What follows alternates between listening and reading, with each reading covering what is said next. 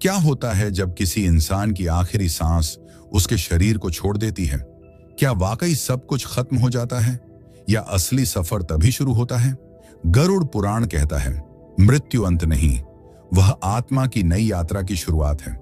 जब मनुष्य मरता है तो शरीर तो मिट्टी में मिल जाता है, लेकिन आत्मा जो चेतन है, जो सोचती है, महसूस करती है, वह शरीर से अलग होकर एक नए लोक की ओर बढ़ती है। कहा जाता है कि जब मृत्यु होती है तो सबसे पहले प्राणवायु सिर के ऊपर से निकलती है, जिसे ब्रह्मरंध्र कहा गया है। इसी मार्ग से आत्मा शरीर छोड़ती है। उस समय उसे कोई दर्द नहीं होता, बल्कि एक हल्कापन महसूस होता है, जैसे कोई भारी बोझ अचानक उतर गया हो। लेकिन फिर शुरू होती है भ्रम और भय की अवस्था। आत्मा को समझ नहीं आता कि वह मर चुकी है।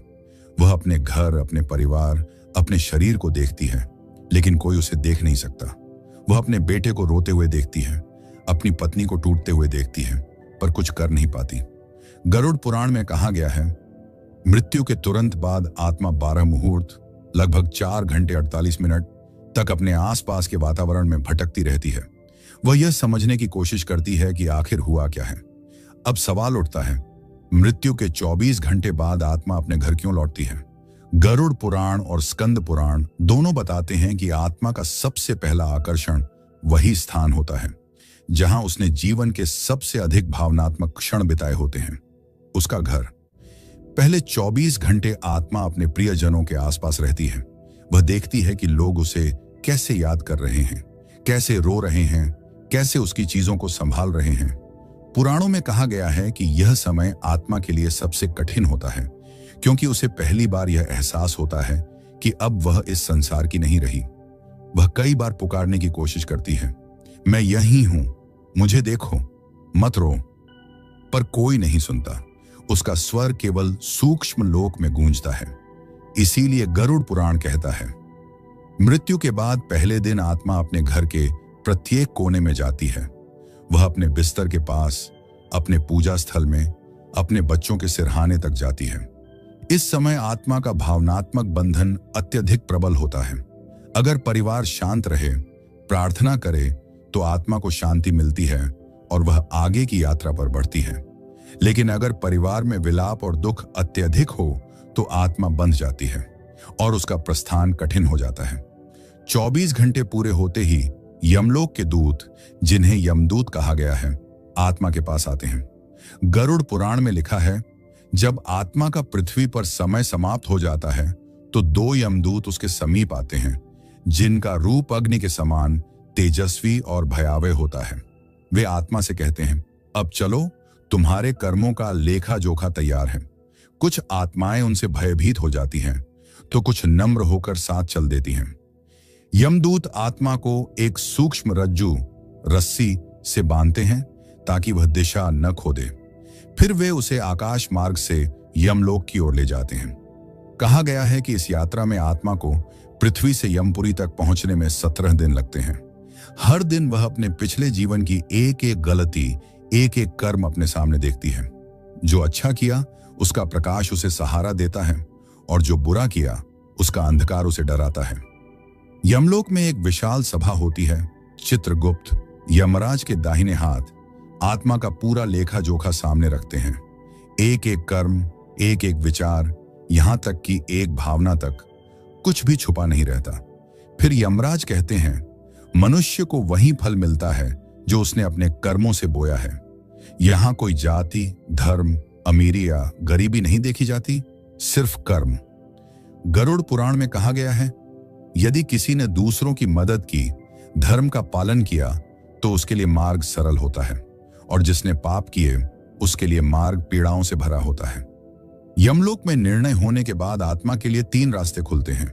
स्वर्गलोक अच्छे कर्मों के फल के लिए, नरक लोक पापों के प्रायश्चित्त के लिए, पृथ्वी पर पुनर्जन्म अधूरे कर्मों को पूरा करने के लिए। लेकिन एक चौथा मार्ग भी है, मोक्ष का। जो आत्मा पूर्णतः निष्काम, निर्मल और ईश्वर में लीन हो जाती है, वह यमलोक के न्याय से परे चली जाती है। वह सीधी परम धाम यानी भगवान के लोक में प्रवेश करती है। गरुड़ पुराण कहता है, जिसने जीवन में सच्चा धर्म अपनाया, सत्य और करुणा में जीवन जिया, उसके लिए मृत्यु भी उत्सव के समान होती है। मृत्यु के बाद आत्मा अपने घर इसलिए लौटती है क्योंकि वह आखिरी बार अपने संसार को देखना चाहती है, अपने अपनों को आशीर्वाद देना चाहती है। इसीलिए हिंदू धर्म में कहा गया है, मृत्यु के बाद पहले दिन दीप जलाओ, प्रार्थना करो और आत्मा की शांति के लिए नमः शिवाय या राम नाम सत्य है का जाप करो। अगर ऐसा किया जाए तो आत्मा को चैन मिलता है और वह शांत मन से अपने मार्ग पर बढ़ जाती है। गरुड़ पुराण के अनुसार शरीर छोड़ने के बाद आत्मा को यमपुरी तक पहुंचने में 17 दिन लगते हैं। हर दिन वह अपने जीवन के एक एक कर्म को देखती है। आओ समझते हैं ये 17 दिन कैसे बीतते हैं।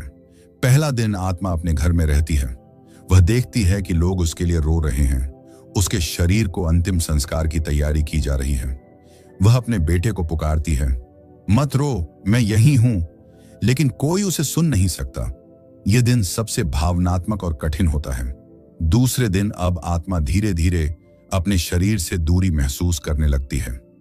वह समझ जाती है कि अब लौटना संभव नहीं। वह अपने घर के हर कोने को देखती है, जहां उसने बचपन बिताया, जहां उसने प्रेम किया, जहां उसने जीवन जिया। हर चीज अब पराई लगने लगती है। तीसरे दिन यमदूत आत्मा को साथ लेकर आगे बढ़ते हैं। इस दौरान आत्मा को अपने अच्छे बुरे कर्मों की झलक दिखने लगती है। किसी गरीब को अपमानित किया था, वह दृश्य सामने आता है। किसी की मदद की थी, वह भी प्रकाश की तरह चमकता है। यही दृश्य उसके आने वाले न्याय का संकेत देते हैं। 8वें दिन गरुड़ पुराण कहता है कि यह दिन आत्मा के लिए भारी होता है, क्योंकि अब वह पृथ्वी और यमलोक के बीच की जगह पहुंचती है। यह क्षेत्र अंधकारमय और भयावह होता है। वहां भूत प्रेत अपूर्ण आत्माएं भटकती हैं। जो लोग अचानक मृत्यु से मरे हों या जिनके संस्कार ठीक न हुए हों, वे यहीं अटके रहते हैं। इसलिए इस दिन परिवार को दीप जलाना चाहिए ताकि आत्मा को प्रकाश का मार्ग मिले। 9 से 15वें दिन तक आत्मा चित्रगुप्त लोक की ओर बढ़ती है। यहां से वह अपने कर्मों के भार को महसूस करती है। हर पाप एक पत्थर के समान उसकी आत्मा पर भारी होता है और हर पुण्य उसे हल्का करता है।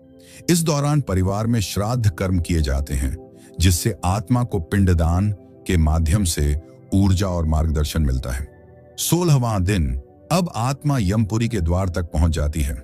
यहां उसे एक सुनहरी नदी दिखती है, जिसे वैतरणी नदी कहा गया है। यह नदी पापों के जल से बनी होती है।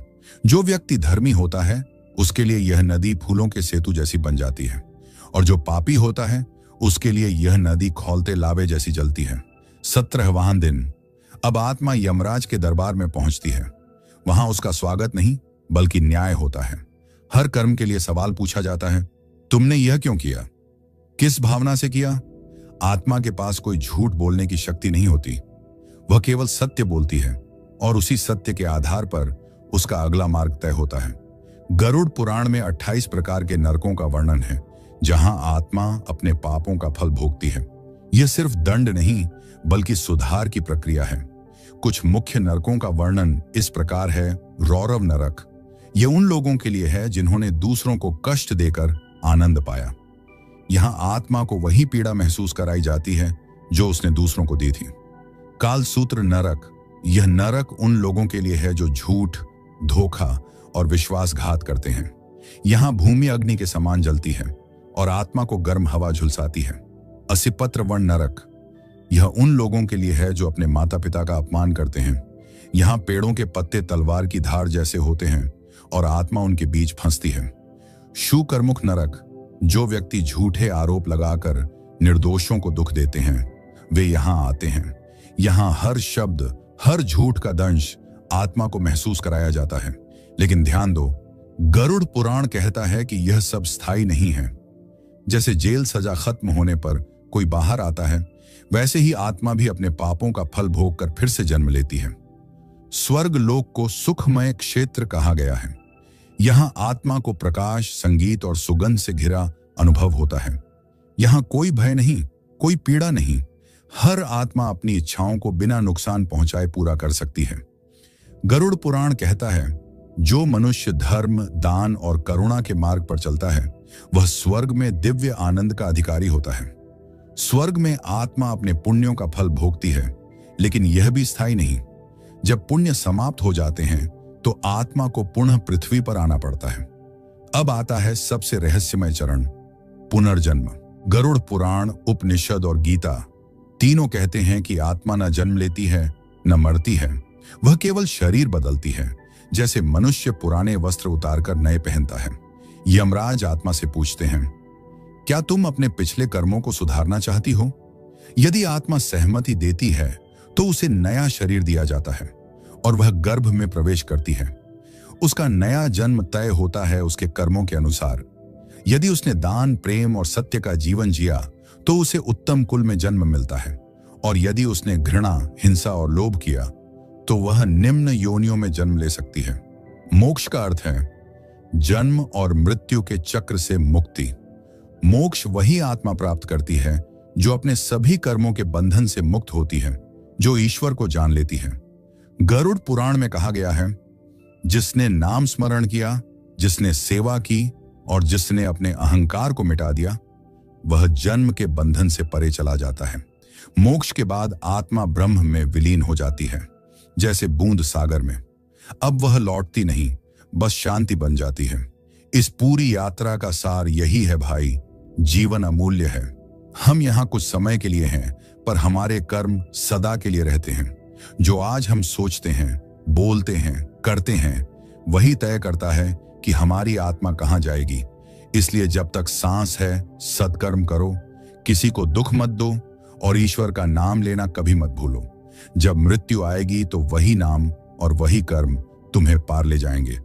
अगर आपको यह कथा ज्ञानवर्धक और रोचक लगी हो तो वीडियो को लाइक और चैनल को सब्सक्राइब करें और अपना सुझाव कमेंट बॉक्स में जरूर दें। राधे राधे।